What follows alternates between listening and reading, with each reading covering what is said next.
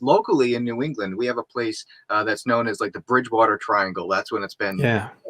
and very similar to like the Bermuda Triangle. And I think the geological makeup of certain locations absolutely plays a role in the amount of activity that the location has as well. In the New England area, we have large deposits of limestones and minerals that are able to, to hold energy. Quartz. I mean, Yeah. you use quartz in watches to retain the frequency so the watch runs correctly. And these minerals are able to retain energy. So I definitely believe, and the same with the Stanley Hotel. There's been a whole documentary made about the geological properties under the Stanley Hotel, which could explain why there's so much paranormal activity there, is because they're able to feed off of this energy. Likewise, I think with Skinwalker Ranch, I think it's a whole mix of variables that happen to fit together like a puzzle piece. That the certain conditions, very similar to two people with the right energy coming together. I think it's the same thing with land, and maybe it's the geological makeup, the people that were involved in that area at one time, what's going on in the environment, environmental readings, which is a big thing that we pay attention to in the paranormal field. The location of where it is in the country, I think, plays a huge role in that. And all of this phenomena, like I mentioned, when everything fits together perfectly, I truly believe it's like a beacon that turns on. And we definitely have a bunch of theories that that everything that falls under the supernatural realm is connected in some way. Everything from cryptozoology, UFOs, spirits, interdimensional time cross and stuff like that. We think it's all connected in somehow, and the common denominator is energy. And I think if the energy is perfect, then you have a place like the Skinwalker Ranch that has all of this activity happening in one area. And when, like you mentioned, when new people come onto this property, different things start happening. You're introducing new energy into the environment, which can absolutely stir up whatever's happening there. Yeah, I agree. I think that was my first thought with the Skinwalker Ranch and even the Bridgewater Triangle, and then even all these ancient sites and locations. You've got historically, even the ancient indigenous people seem to have followed and built monoliths and monuments on these energetic ley lines or energetic pathways around the earth that they were able to sense where these paranormal type encounters were occurring. And they range everywhere from extraterrestrial type entities and encounters to the paranormal ghost poltergeist type encounters. And then you have the petroglyphs and the pictographs that kind of look like these beings and ghosts and stuff all over the place. But you bring up a good point with the geology and the crystals being sort of like a harnessing element to that. And we use crystals in ultrasound equipment to see through pregnant women, to look at babies or injuries and through the body, and x-rays and thermal imaging and stuff like that to look outside our normal perspective. And one thing we don't think about is how many minerals we're dependent upon within our own body and our brain that harness the electromagnetic signals in the brain that account for even our own consciousness and perceptions of reality. Like even in our inner ear, our ability to balance is these liquid crystals that have to kind of align in a certain way. And we don't really account for that resonant energy in the environment where reality could be thin or your perceptions could be enhanced. And if your consciousness in a quantum physics sort of way is not just inside your skull, but is an energy field that exists outside your body. Like you said, when you go into a room and you can kind of get a feeling, like your spidey sense kicks in and you're like, wow, this place is creepy or something bad happened here. It's almost like you can perceive outside the normal physical three-dimensional reality, and your crystalline physical makeup can sort of detect this subconsciously. And then when you get into an altered state of perception, you can suddenly see into these other dimensions of reality. And I think that's really fascinating. Christina brings up a good point with that technology, because we're so limited with our perceptions that it helps for credibility to get people to understand what you're experiencing, to use the right technology and devices. So what sort of equipment do you guys prefer to use?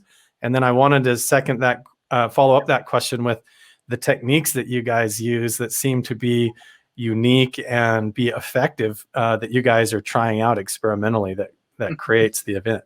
You tackled the tech the questions. tech part. All right. So I noticed thermal imaging. We do use thermal imaging. Our brand that we use is FLIR cameras. We usually have them set up with our normal infrared cameras. There's always been, so with a lot of the paranormal teams out there right now, a lot of them use the standard like security system setup, IR vision, night vision. But I believe that, the thing that we should be paying more attention to is the UV spectrum, using full spectrum cameras that's able to see into the IR spectrum, ultraviolet spectrum, and, as well as our spectrum that our eyes can see in, and just use very low red and orange lights in a room. I think that's where we should be paying more attention to rather than the IR spectrum. As far as equipment goes, like I mentioned before, I love using equipment that data logs every inch of its findings. A lot of people right now, they go for the equipment that likes to light up and beep and make noise, which is great for the thrill seeker paranormal investigator.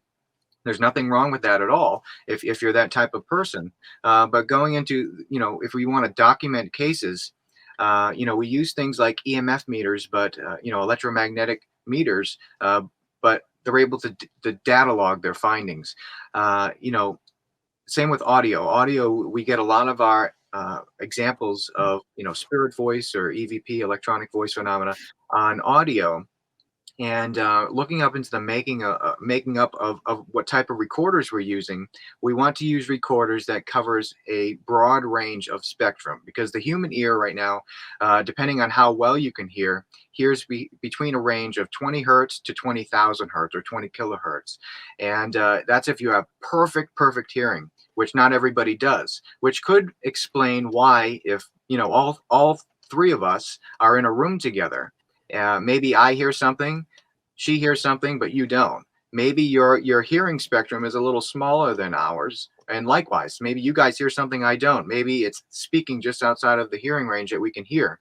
So what we want to do is use recorders that are able to cover a broad spectrum of audio, and able to use software to condense that spectrum, either by slowing it down or speeding it up to a spectrum that our ears can hear. And a lot of times we find things that we find voices that are talking on the lower end of that spectrum for some reason. Usually it's never on the higher end into the ultrasound frequency, but it's on the lower end for some reason. So we like to pay attention to the lower end of the audio spectrum. Now with electromagnetic meters, there's two types. So there's man-made energy, that's the wiring in your house and battery operated equipment and things like that. And then there's a natural form of energy. So the biggest natural magnetic source is, of course, the earth. That's how our compasses work. We have natural meters that's only able to detect that type of EMF. So it can detect a person, a living person, if it walks into the room. And doing a lot of research on this, it's been a proven fact that every cell within the human body contains an extremely small amount of this EMF, this natural EMF. And, we theorize that somehow our consciousness, our understanding, our emotions are somehow intertwined within this energy. And that's the energy that's somehow able to retain and come back and visit, whatever we want to call it, a spirit, ghost, angel, and interact with the environment. So what we like to do is kind of use all of this equipment together. And, if we get a voice, I've noticed that there's a small spike on a natural EMF meter, which makes me think that when a voice is coming through, it's coming through the electromagnetic spectrum. So a lot of times people don't hear the voices that we're picking up on the recording. It could be because they're speaking out of that hearing range, right? But I think they're speaking through energy. I mean, when you pass on, you no longer have vocal cords, right? You Right. no longer have vocal cords to talk. So it would make sense that it would be EMF energy. And kind of think of it like this. So if anybody plays the electric guitar, right? You have the guitar is plugged in to an amp, and when you strum the chords, it resonates with the pickups and then blasts out the amp. So if you kind of reverse that process, let's say you plug some music in to the headphone jack, right? and start playing it out through the pickups on the guitar, you won't be able to hear it. But if you hold a dynamic microphone up to the pickups on the guitar, you'll be able to hear the music perfectly because it's being broadcasted out through EMF, which could explain why we don't hear these voices. So we like to correlate all different types of equipment and, make sure that if we're going to say something's happening, that there's more than one piece of equipment that's responding to the environment. Can you tell that he is the techie one out of both of us? He's the one that likes all the tech and the equipment, and that's how he investigates. He's big into the data logging and everything like that. And my method is really just, I guess I just feel everything out. I feel the energy of situations. I like to go, if somebody says they're experiencing something, I like to take a walk around and see what I feel, my intuition, stuff like that. I guess I'm just more in tune that way. Which is great. It makes us the perfect pair. That's why we work good together, because she's the more metaphysical one that, likes to use crystals and things like that to ground herself. And I'm more of the tech person. And when we come together, it works really well together. I really think it balances each other out. And something just made a noise over there. Something's Yeah. over there.